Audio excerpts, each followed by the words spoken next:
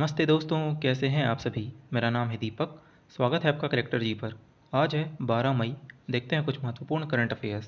पहला प्रश्न, किस राज्य के द्वारा भारत के पहले स्टेट रोबोटिक फ्रेमवर्क को लॉन्च किया गया है। ऑप्शंस हैं महाराष्ट्र, तेलंगाना, गुजरात या कर्नाटक। तो आंसर है तेलंगाना। तेलंगाना राज्य ने स्टेट रोबोटिक्स फ्रेमवर्क लॉन्च किया, जो भारत में अपनी तरह की पहली नीति है, जो स्टेट को एक स्थायी रोबोटिक्स इकोसिस्टम बनाने और रोबोटिक्स के क्षेत्र में एक अग्रणी स्टेट बनने के लिए एक रोड मैप प्रदान करती है। उद्देश्य क्या है इसका? तेलंगाना में रोबोटिक्स इकोसिस्टम को बढ़ाना और क्षेत्र में नवाचार, अनुसंधान और विकास को बढ़ावा देना, इनोवेशन को, रिसर्च को और डेवलपमेंट को। रोबोटिक्स फ्रेमवर्क ITE&C डिपार्टमेंट के उभरते टेक्नोलॉजीज़ विंग द्वारा तैयार और लॉन्च किया गया छठवां फ्रेमवर्क है। तो ये रोबोटिक्स छठवां फ्रेमवर्क है। और पहले के 5 फ्रेमवर्क कौन से हैं? Blockchain, drone, AI, artificial intelligence, cloud adoption framework, space tech. इन सब के ऊपर ऑलरेडी फ्रेमवर्क बना चुका है तेलंगाना। अब छठवें नंबर पे रोबोटिक्स के ऊपर फ्रेमवर्क बनाया गया। अब फ्रेमवर्क मतलब क्या हो जा रहा है? मतलब कि उस चीज़ को बढ़ावा देना। जैसे अगर AI की बात करते हैं तो आर्टिफिशियल इंटेलिजेंस को बढ़ावा देना, उस पर रिसर्च करना। तो इसी के लिए फ्रेमवर्क तैयार किया जाता है। तो अब रोबोटिक्स पर फ्रेमवर्क लॉन्च करने वाला तेलंगाना भारत का पहला राज्य बन गया है। इस चीज़ को हम लोग ध्यान रखेंगे।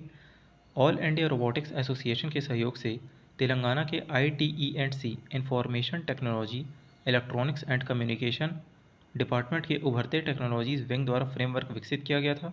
अब देखिए, ये रोबोटिक्स फ्रेमवर्क मेनली किस किस क्षेत्र के लिए, कौन कौन से सेक्टर के लिए विकसित किया जाएगा। तो देखिए, कृषि, स्वास्थ्य देखभाल, उपभोक्ता रोबोटिक्स और औद्योगिक स्वचालन जैसे 4 प्रमुख डोमेन की वृद्धि और विकास के लिए फ्रेमवर्क रोबोटिक्स टेक्नोलॉजी का लाभ उठाने पर केंद्रित है। बात की जाए तेलंगाना की, तो राजधानी है हैदराबाद। मुख्यमंत्री हैं यहाँ के के चंद्रशेखर राव। राज्यपाल हैं तमिलिसाई सौंदरराजन। यहाँ पर मृगवानी राष्ट्रीय उद्यान है, अमराबाद टाइगर रिजर्व है। और तेलंगाना में एक कल्चरल इवेंट भी होता है, सांस्कृतिक कार्यक्रम, थाई पुसम त्यौहार। थाई पुसम त्यौहार जिसे फूलों का त्यौहार भी कहते हैं। चलिए ठीक है, अब आगे हम लोग देखते हैं। भारत का कौन सा पहला राज्य है जिसने चलने के अधिकार को लागू किया है। ऑप्शंस हैं महाराष्ट्र, पंजाब, मध्य प्रदेश, उड़ीसा। तो आंसर है पंजाब। और ये हैं पंजाब के मुख्यमंत्री भगवंत मान, जो कि आम आदमी पार्टी से हैं। पंजाब भारत का पहला ऐसा राज्य बन चुका है जिसने चलने के अधिकार को लागू किया है। अब ये चलने का अधिकार क्या है? तो पंजाब सरकार ने पैदल चलने वालों और साइकिल सवारों की मौतों में लगातार वृद्धि के कारण चलने के अधिकार को लागू करने की घोषणा की है। पंजाब सरकार ने NHAI national highway authority of India सहित सभी सड़क स्वामित्व एजेंसियों के लिए भविष्य में सड़कों के विस्तार और नई सड़कों के निर्माण में फुटपाथ और साइकिल ट्रैक प्रदान करना अनिवार्य कर दिया है।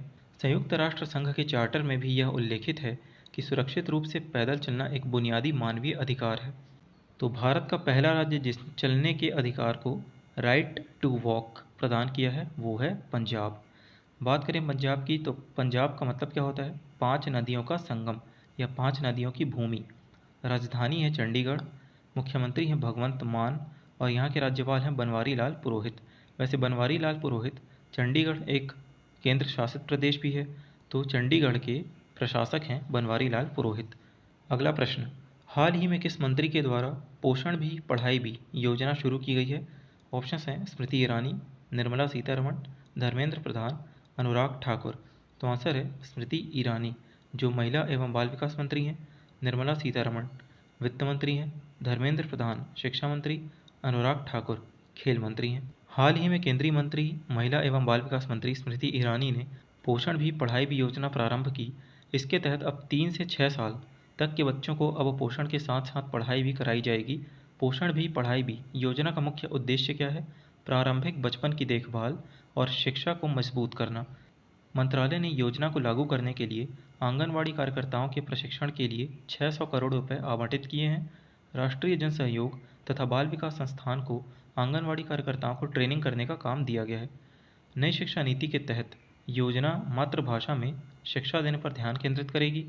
यह बच्चों के शारीरिक और मानसिक विकास और सामाजिक, भावनात्मक, नैतिक विकास में मदद करेगा। पोषण भी पढ़ाई भी योजना भारत में दुनिया का सबसे बड़ा सार्वभौमिक उच्च गुणवत्ता वाला प्री स्कूल नेटवर्क बनाने में मदद करेगी। देश में करीब वर्तमान में 13,90,000 लगभग 14 लाख आंगनवाड़ी केंद्र हैं, जिनमें करीब 7.5 करोड़ बच्चे जाते हैं। इन केंद्रों पर पहले बच्चों के पोषण पर ध्यान दिया जाता था, लेकिन अब इस योजना के माध्यम से इन बच्चों को शुरुआती शिक्षा देने की भी पहल की गई है। चलिए अब अगला प्रश्न देखते हैं। केंद्रीय मंत्री सर्बानंद सोनोवाल के द्वारा ग्रीन पोर्ट हरित पत्तन दिशा निर्देश 2023 जारी किया गया, इसका नाम क्या है? तो ऑप्शंस हैं हरित सागर, हरित कवच, हरित सेतु, हरित मंथन। तो आंसर है हरित सागर। हाल ही में केंद्रीय मंत्री सर्बानंद सोनोवाल ने हरित पत्तन दिशा निर्देश 2023 हरित सागर का शुभारंभ किया है। इसका मुख्य उद्देश्य क्या है? तो शून्य कार्बन उत्सर्जन का लक्ष्य प्राप्त करना इसका उद्देश्य है। केंद्रीय बंदरगाह, नौवहन और जलमार्ग मंत्रालय के अनुसार हरित सागर दिशा निर्देश 2023 प्रकृति के साथ काम अवधारणा के साथ संरेखित करते हुए बंदरगाह विकास, संचालन और रखरखाव में पारिस्थितिकी तंत्र की गतिशीलता की परिकल्पना करता है। मतलब इस तरीके से बंदरगाह का विकास करना, डेवलपमेंट करना, उसका संचालन करना, रखरखाव, मेंटेनेंस करना, ताकि कार्बन उत्सर्जन शून्य हो जाए, कम से कम हो, ताकि शून्य कार्बन उत्सर्जन का लक्ष्य प्राप्त कर सकें। दिशा निर्देशों का उद्देश्य पर्यावरण प्रदर्शन संकेतकों के आधार पर बंदरगाह संचालन से शून्य अपशिष्ट निर्वहन प्राप्त करने और निगरानी को बढ़ावा देने के लिए पुनर्चक्रण के माध्यम से कचरे को कम करना है। यह बंदरगाह संचालन में स्वच्छ और हरित ऊर्जा के उपयोग पर जोर देता है।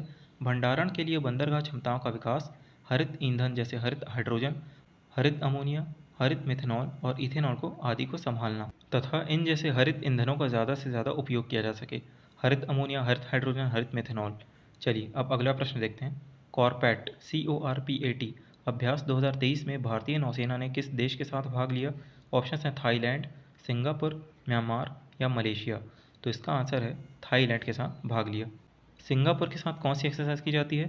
SIMBEX, SIMBEX, SIMBEX. मलेशिया के साथ उदार शक्ति और हरिमाऊ शक्ति, ये की जाती है मलेशिया के साथ। चलिए आगे देखते हैं। भारतीय नौसेना, ये नौसैन्य अभ्यास है, नेवल एक्सरसाइज। भारतीय नौसेना और रॉयल थाई नौसेना ने भारत थाईलैंड समन्वित गश्ती इंडो थाई कॉरपैट के 35वें संस्करण में भाग लिया। यह 3 से 10 मई तक आयोजित किया गया 35वां संस्करण था। इसमें भारत की तरफ से INS केसरी ने भाग लिया, INS केसरी। और थाईलैंड की तरफ से कौन सा जहाज़ आया था? मतलब कौन सा जहाज़ है थाईलैंड की तरफ से? सैबुरी नाम का जहाज़ है। यह अभ्यास अंडमान सागर में आयोजित किया गया। कॉरपैट दोनों सेनाओं के बीच समझ बनाने और अंतर क्षमता में सुधार करने में मदद करता है। कॉरपैट मछली पकड़ने, नशीले पदार्थों की तस्करी, समुद्री डकैती और सशस्त्र डकैती जैसे गैरकानूनी गतिविधियों को रोकने और दबाने के लिए संस्थागत उपायों को सुविधाजनक बनाने का अवसर प्रदान करता है। तो कॉरपैट का एक तरीके से अगर हम लोग देखना चाहें फुल फॉर्म क्या है, तो कॉरपैट कॉरपोरेट पेट्रोलिंग, समन्वित गश्ती, कॉरपोरेट पेट्रोलिंग। चलिए तो इसको हम लोग याद रखेंगे भारत और थाईलैंड के बीच। अगला प्रश्न, हाल ही में किस देश की अरब लीग में 12 साल बाद वापसी हुई है? तो कौन सा ऐसा सदस्य देश है जिसे 12 साल के बाद फिर से अरब लीग का मेंबर बना दिया गया है? ऑप्शंस हैं सऊदी अरब, सीरिया, इराक या लेबनान। तो आंसर है सीरिया। हाल ही में सीरिया को 12 साल के बाद पुनः अरब लीग की सदस्यता प्राप्त हुई है। अरब लीग में वर्तमान में 22 सदस्य हैं। सीरिया की वापसी के लिए वोटिंग कहाँ हुई थी? काहिरा, मिस्र में हुई थी, इजिप्ट में, जिसमें 13 सदस्यों ने सीरिया के पक्ष में मतदान दिया। अब अरब लीग क्या है? तो अरब लीग का गठन हुआ था 22 मार्च 1945 को अरब लीग का गठन हुआ था। यह अरब और अफ्रीकी देशों का महत्वपूर्ण संगठन है। इस संगठन की हर साल मार्च और सितंबर में 2 बार बैठक होती है। भारत भी 2007 में इस लीग का, अरब लीग का ऑब्जर्वर कंट्री रह चुका है। अरब लीग से सीरिया की सदस्यता रद्द कर दी गई थी क्योंकि 12 साल पहले सीरिया के राष्ट्रपति बशर अल असद ने विद्रोही गुटों पर कार्रवाई की थी। रूस और ईरान इसके समर्थन में थे, लेकिन अरब ने अपना विरोध माना था, सऊदी अरब ने इसे अपना विरोध माना था। इसके बाद सीरिया ने यह आरोप लगाया था कि विद्रोहियों को सऊदी की ओर से फंड मिल रहा है। इसके बाद सऊदी अरब ने सीरिया को अरब लीग से बाहर का रास्ता दिखा दिया था और तब से 16 नवंबर 2011 से सीरिया को बाहर कर दिया गया था। लेकिन अब 7 मई 2023 को यह निलंबन टाल दिया गया और फिर से इसे बहाल कर दिया गया है। तो अब फिर से सीरिया अरब लीग का मेंबर बन चुका है। चलिए बात की जाए सीरिया की, तो सीरिया की राजधानी है दमिश्क, या इसे इंग्लिश में कहते हैं डमास्कस। राष्ट्रपति हैं बशर अल असद और अब सीरिया सबसे बड़ा नार्को स्टेट बन चुका है। मतलब सीरिया की अधिकतर कमाई जो उसका देश चलता है वो नशीली दवाओं को बेच कर चलता है। चलिए अगर हम लोग देखें तो ये सभी अरब लीग के मेंबर्स हैं। जितने भी अफ्रीकन कंट्रीज़ यहाँ पर हैं, ये अफ्रीका कॉन्टिनेंट में ये अफ्रीकन कंट्रीज़ हैं जितने ग्रीन कलर में हैं, और ये अरब कंट्रीज़ हैं जितने भी गल्फ़ कंट्रीज़ या खाड़ी कंट्रीज़ हैं। तो ये सब कुल मिलाकर के 22 मेंबर्स हैं। अगला प्रश्न, हाल ही में किस राज्य में लिथियम के बड़े भंडार होने की खबर मिली? ऑप्शंस हैं गुजरात, राजस्थान, छत्तीसगढ़, झारखंड। तो आंसर है राजस्थान में। हाल ही में राजस्थान में लिथियम के बड़े भंडार होने की संभावना जताई गई है। राजस्थान के नागौर जिले के डेगाना तहसील में लिथियम होने की खबर मिली। नागौर जिले के डेगाना तहसील में माना जा रहा है कि लिथियम के इस भंडार से देश के 80% लिथियम की मांग पूरी की जा सकती है। इसकी खोज GSI geological Survey of India ने की है। कुछ समय पहले जम्मू कश्मीर में भी 59 लाख टन, लगभग फरवरी की बात है, 59 लाख टन लिथियम के भंडार होने की खबर मिली थी। वर्तमान में लिथियम के सबसे बड़े भंडार कहाँ कहाँ पाए जाते हैं? बोलिविया, अर्जेंटीना, चिली और अमेरिका देशों में। बोलिविया, अर्जेंटीना, चिली तो ये सब साउथ अमेरिकन कंट्रीज़ हैं। लेकिन लिथियम के बाज़ार में चीन का एकाधिकार है। अब चीन का एकाधिकार क्यों है? क्योंकि चीन सही तरीके से लिथियम को एक्सट्रैक्ट कर पाता है। रिफाइंड लिथियम अगर कोई बहुत सही से निकालता है तो वो चीन है। इसलिए चीन का एकाधिकार है। भारत अपने कुल लिथियम आयात का लगभग 53% हिस्सा चीन से खरीदता है, आयात करता है। लिथियम को वाइट गोल्ड, सफ़ेद सोना भी कहा जाता है। इसकी मांग को देखते हुए लिथियम का उपयोग बैटरी में होता है, इलेक्ट्रॉनिक गाड़ियों में होता है तथा कई इलेक्ट्रॉनिक उपकरणों में होता है। अब देखिए यहाँ पर कुछ न्यूज़पेपर की कटिंग्स हैं। अगर हम लोग ध्यान देंगे तो देखिए ये नवभारत टाइम्स की कटिंग है। इसमें लिखा हुआ है, राजस्थान लिथियम के महाभंडार मिलने पर जीएसआई का बड़ा बयान, नागौर में खोज को बताया आधारहीन। भारतीय भूवैज्ञानिक सर्वेक्षण की ओर से राजस्थान के नागौर जिले के डेगाना क्षेत्र में लिथियम के बड़े भंडार की खोज के संबंध में विभिन्न समाचार पत्रों में प्रकाशित खबर पूरी तरह निराधार और भ्रामक है। तो ये हो गई नवभारत टाइम्स की खबर। अब देखिए एक एबीपी लाइव की खबर है। इसमें क्या लिखा हुआ है, समाचार पत्रों में प्रकाशित मीडिया रिपोर्ट पूरी तरह से निराधार और भ्रामक है। जीएसआई के क्षेत्रीय हेडक्वार्टर और सेंट्रल हेडक्वार्टर की ओर से ऐसी कोई जानकारी प्रोवाइड नहीं कराई गई है। ठीक है। अब देखिए एक टाइम्स नाउ, इसकी भी खबर है। टाइम्स नाउ की खबर क्या है, however the Geological Survey of India has termed these reports are baseless. There was no such information given neither by the regional headquarter और बाय द सेंट्रल गवर्नमेंट। तो ये कुछ न्यूज़पेपर की कटिंग्स हैं जिसमें ऐसा कहा जा रहा है कि लिथियम के भंडार नहीं मिले हैं। जियोलॉजिकल सर्वे ऑफ इंडिया ने, जीएसआई ने, ऐसी कोई बात कंफर्म नहीं की है कि वहाँ पर राजस्थान में इतने बड़े भंडार मिले हैं।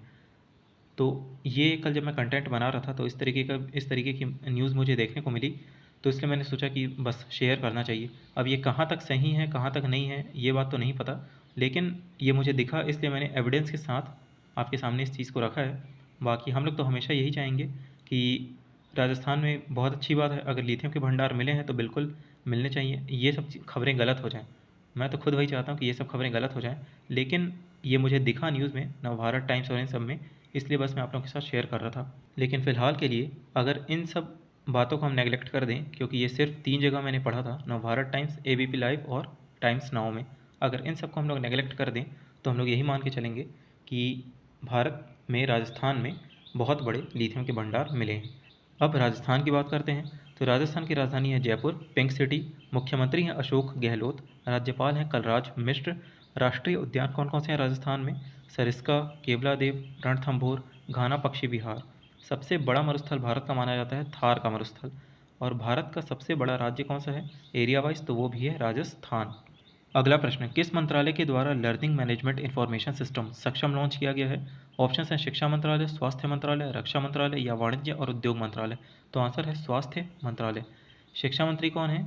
शिक्षा मंत्री है धर्मेंद्र प्रधान। रक्षा मंत्री कौन है? राजनाथ सिंह जी। वाणिज्य और उद्योग मंत्रालय किनके पास है? पीयूष गोयल जी के पास। केंद्रीय स्वास्थ्य मंत्रालय ने सक्षम learning management information system launch किया। सक्षम का फुल फॉर्म क्या है?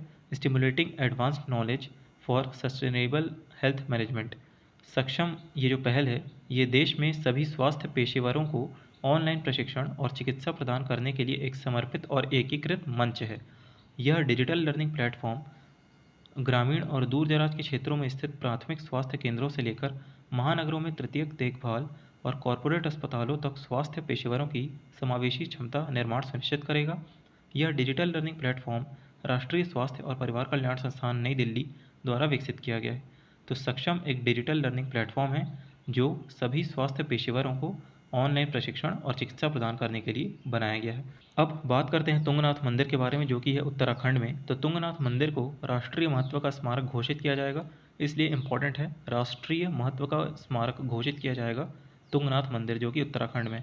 तुंगनाथ मंदिर 12,800 फीट की ऊंचाई पर स्थित है। यह एशिया में समुद्र तल से सबसे ऊंचे स्थान पर स्थित अपनी तरह का एकमात्र प्राचीन शिवालय है और यह पंच केदार में से तीसरा केदार माना जाता है। चलिए अब लास्ट क्लास को रिवाइज करते हैं। भारत द्वारा प्रतिवर्ष 11 मई को कौन सा दिवस मनाया जाता है? राष्ट्रीय प्रौद्योगिकी दिवस, क्योंकि 11 मई 1998 1998 में शक्ति 98 परमाणु परीक्षण किया गया था भारत के द्वारा।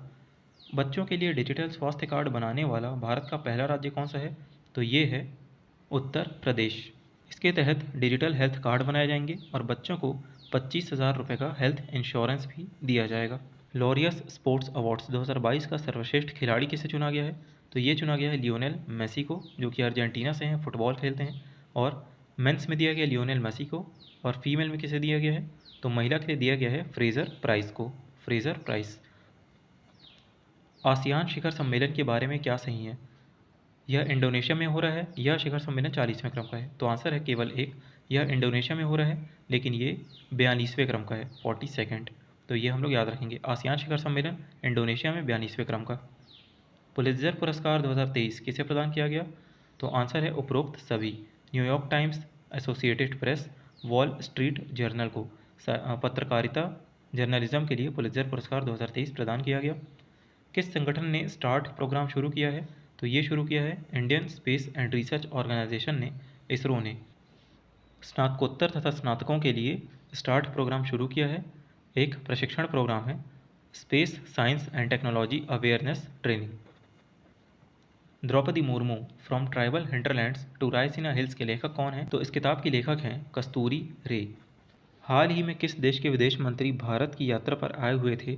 तो इसराइल के विदेश मंत्री। आईपीएल में सबसे तेज़ 7,000 रन किन्होंने पूरे किए हैं? तो ये पूरे किए हैं विराट कोहली ने, सबसे तेज़ 7,000 रन आईपीएल में पूरे किए हैं। Okay, thank you. तो ये थी आज की क्लास, मिलते हैं नेक्स्ट वीडियो में। तब तक के लिए आप लोग स्वस्थ रहिए, मस्त रहिए, ध्यान रखिए अपना। Thank you so much.